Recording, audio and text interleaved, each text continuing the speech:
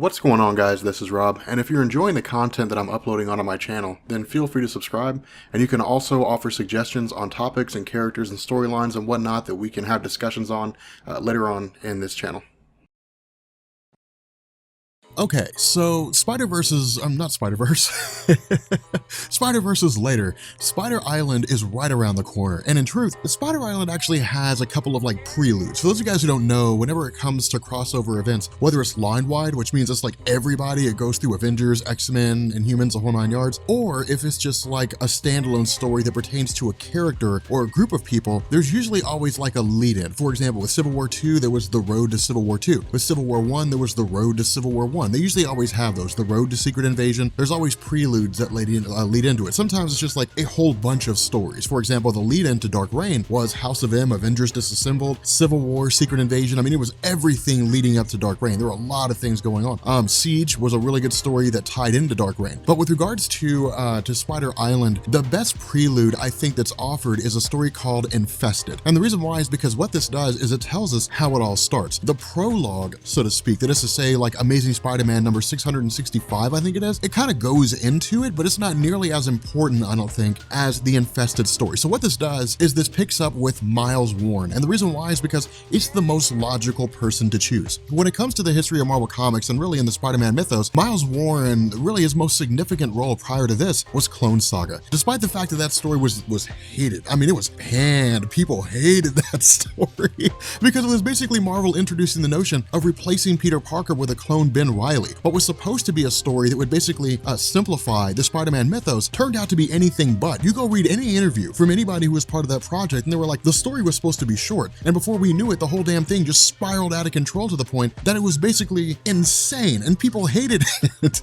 But Miles Warren was the guy who was behind the cloning of Peter Parker. He knew Peter Parker's identity. He basically created Kane. He eventually created Ben Reilly. And so the idea was that if Dan Slott's going to come back and he's going to have someone give everybody in Manhattan spider powers, Miles Warren is the most logical person to choose. Now, what Miles Warren does is he basically goes through and begins adding or begins modifying the DNA of bed bugs with spider DNA, or basically giving people the ability to have spider powers by way of being bitten by these bed bugs. And again, that makes sense because bed bugs are small. They're not something that you normally look for. At least if you basically engage in any measure of cleanliness, you don't expect to look for bed bugs. And so because of this, they basically just kind of pour into the city of Manhattan. Now, what this does is it gives us a series of these little 2 or 3 issue stories, and we'll cover them all here, but it gives us a series of these little 2 or 3 issue stories that follow each individual person when they're granted these spider powers and how they respond. And it's actually really cool. One of the first people that we pick up with is a guy by the name of Richard Davies. Now, it's kind of ironic here because Richard Davies is, for all intents and purposes, Flash Thompson. I mean, the way that his character is portrayed here, he is basically the jock or something like that. He's picking on the guy who's basically the nerd. It creates an interesting situation here. And the reason why Dan Slott did this is because when it comes to the Spider-Man mythos, it's timeless, right? I mean, Spider-Man is timeless. A kid who basically was bitten by a radioactive spider, he learned that with great power comes great responsibility. That lesson was learned at the expense of his uncle's life. It's a beautifully crafted story, and it's the most recognizable. Thank God they're not going over that origin story again in Spider-Man Homecoming. That was everybody's biggest fear. They were going to go over it again. But it's a timeless story. And so to kind of see it rehashed a little bit is interesting. Even then, Dan Slott says, if you ever want to see real life, if you want to see what people are really like, go to the schoolyard. Now, this is kind of an archaic stance that Dan Slott's taking, right? It's an older ideology. This was the 1980s, maybe even the early 1990s. I'd say, Dan Slott, you're probably right. This is the 2000s. This is the late 2000s. So if you're talking about people in their most basic form, if you're talking about people in their most fundamental form, that's the internet. When there's anonymity, people don't have to worry about being held accountable for the things they say and do. And so it's people in their most basic form. But the idea here is that this kid, there's a particular person that's being picked on. Richard Davies basically, gains these spider powers by way of a bite from one of these bed bugs. And then his spider sense goes off when he realizes that the guy he's picking on has a gun and he intends to shoot Richard Davies. Now, of course, Richard Davies is able to counter, he uses his super strength, and he attacks this guy and kills him in the process. And this is really cool because what this is Dan Slott drawing on the lessons learned from Ultimate Spider-Man. Remember, in the first arc, which Comic Historian's covering right now, in the very beginning of Ultimate Spider-Man, one of the first lessons Peter Parker had to learn was that he basically has to pull his punches. That if he didn't pull his punches, he would kill people. And so because of that, he basically had to come to this realization that he can't just go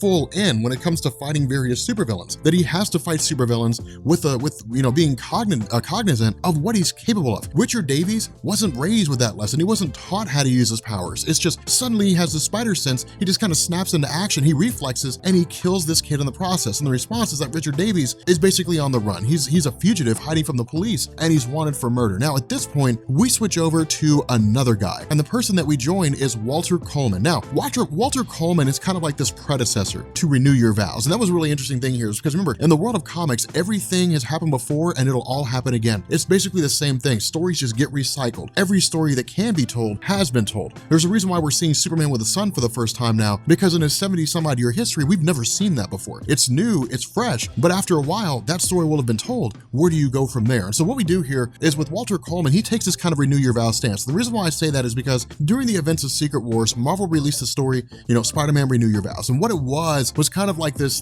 throwback to fans who really wanted to see Peter Parker and Mary Jane Watson get back together, and they wanted to see how that life would function. With Renew Your Vows, it was basically Peter Parker walking away from being a superhero. A new villain named the Regent had shown up on the scene. He was basically kidnapping superheroes. He was using them, keeping them prisoner in the process.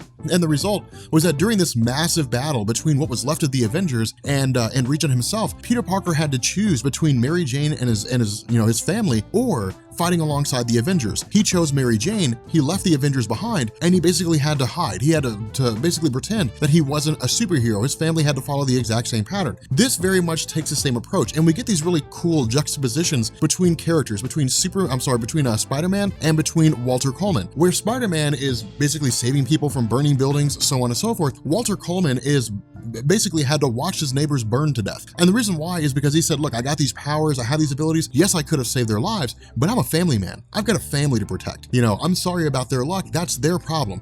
I take care of my family first. And that makes sense. I mean, if you're a person and your family's struggling financially, and your kids are hungry, you don't fix a sandwich for the family across the street. You fix a sandwich for your kids. You keep your house in order, you take care of your house, and then you worry about those guys across the street. And if they don't make it, that's their problem, not yours. And so the whole idea here is that it gives us this really, really cool situation. It gives us this very real world, how people should normally function type of situation. And it comes out kind of cool. But in the end, this is just another instance where a person just uses their powers or really doesn't use their powers and takes it in a completely different direction. But at this point, we switch over to a guy named Matteo Cauldron, I think is how you pronounce his last name. But again, this is a guy who basically is just, supplying drugs. He's basically a drug dealer. That's really it, just a drug runner here. And he's fighting Cloak and Dagger. There's no real huge story here. It's basically just that Cloak and Dagger are beginning to realize that people are popping up on the scene that have the powers of Spider-Man. And it creates a really interesting situation because for them, they don't quite know how to handle this. Remember, when it comes to Peter Parker, facing off against him is a very dangerous situation because, right now he doesn't have a spider sense. Of course, we saw that with Spider-Man big time. He lost his spider sense. But for those individuals that do have it, the spider sense is what keeps Spider-Man on top. If you take Spider-Man's spider sense away, well, then he's just got the same power that everybody else has. He's got super strength, super speed, durability. He can crawl on walls, which is kind of cool, and he can shoot webbing, but that's it. Without a spider sense, he can't be alerted to danger. So all it would take is the Punisher sitting on top of a roof 100 yards away, and Peter Parker's not with us anymore. That's all it really takes. We saw that during Original Sin, right? During the whole Original Sin story, when Nick Fury was established as being the man on the wall, where he was basically taking care of threats within the Earth and beyond the Earth, when Peter Parker first popped up, Nick Fury was going to kill him. In that time period between when Peter Parker first became Spider-Man, before his spider sense fully developed and he began to understand how it works, Nick Fury came across him, was sitting on a rooftop, took aim, and planned to kill him. But then Nick Fury said, well, no, I think this is a good guy, and Peter Parker lived. It was one of those really cool retcons where it was like, Peter Parker was a trigger pull away from being killed. And so it was a really cool situation. But again, from here, we switch over to Shang Chi. There we go. And Shang Chi is basically like Bruce Lee in the Marvel universe. I have a hard time finding anybody who would refute that claim. That's basically what he is. It's cool. I love Shang Chi. He's a really cool character, but he's basically Bruce Lee in the Marvel universe. But the issue here is that, remember, because Peter Parker doesn't have his spider sense, he has to essentially rely on other means to begin getting around his guys the way he normally would. Because, with Peter Parker, I wouldn't say his spider sense was a crutch so much as I would say his spider sense was an intrinsic part of who he was. It was an arm, it was a leg, it was a foot, it was a fist. It was very much an intrinsic part of what his character was. He relied on his spider sense as much as he relied on his agility, his webbing, all that kind of good stuff. To have it taken away means that now he has to be able to compensate. And this is cool because what he does is he develops his own martial arts style called the Way of the Spider.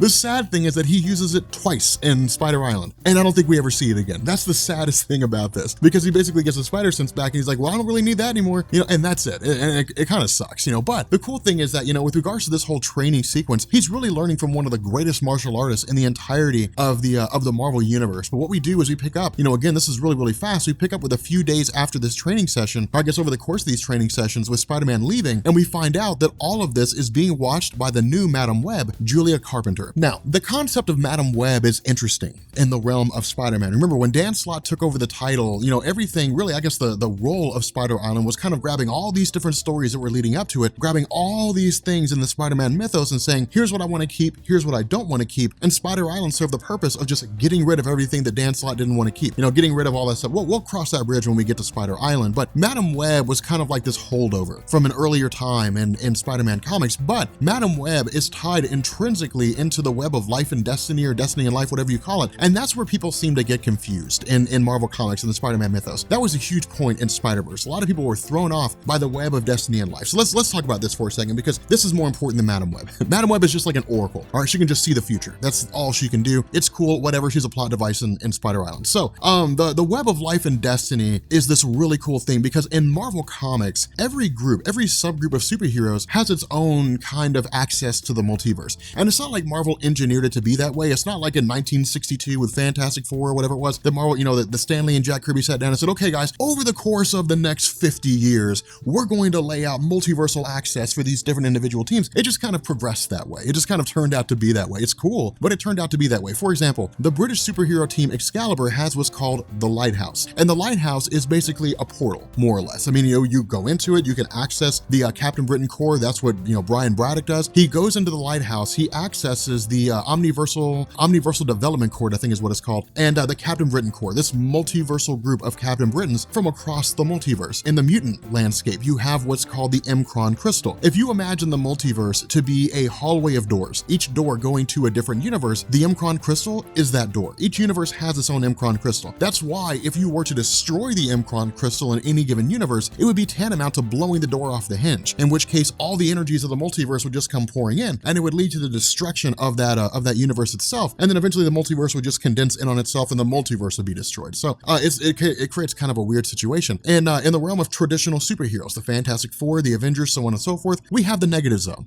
In all the multiverse, there's only one negative zone, and any universe can access it. The Ultimate Universe can access it, the main Marvel Universe can access it. They all have access to the negative zone. The web of life and destiny is the exact same way. The difference here is that individuals who can tap into the web of life and destiny, or whatever you want to call it, can see the future. And that's the huge difference. When it comes to all the other aspects of multiversal access, the Lighthouse, the negative zone, the Mcron Crystal, those individuals cannot see the future. The only exception to that, I think, is maybe the White Phoenix of the Crown, Jean Grey, but even then I'm not going to swear to that. People who can basically access that can end up seeing the future. So it creates kind of a really cool situation with regards to the Spider-Man mythos. But yeah, I mean, the whole infested thing is really just designed to serve the purpose of saying, hey guys, here are the events that are leading up to it. Madam Web is basically looking into the future and saying the spiders are coming. There's going to be this great big huge conflict, this massive, calamity, really, of catastrophic proportions in New York, which we know is going to be Spider Island. But if you guys are new here to Comics Explained, make sure you guys hit the sub button to become part of the Rob Corps. If you guys enjoyed this video, make sure you drop a like and let me know down in the comments section if that explanation of the web of life and destiny, if that made sense to you. If it didn't, I'm going to try to clear it up and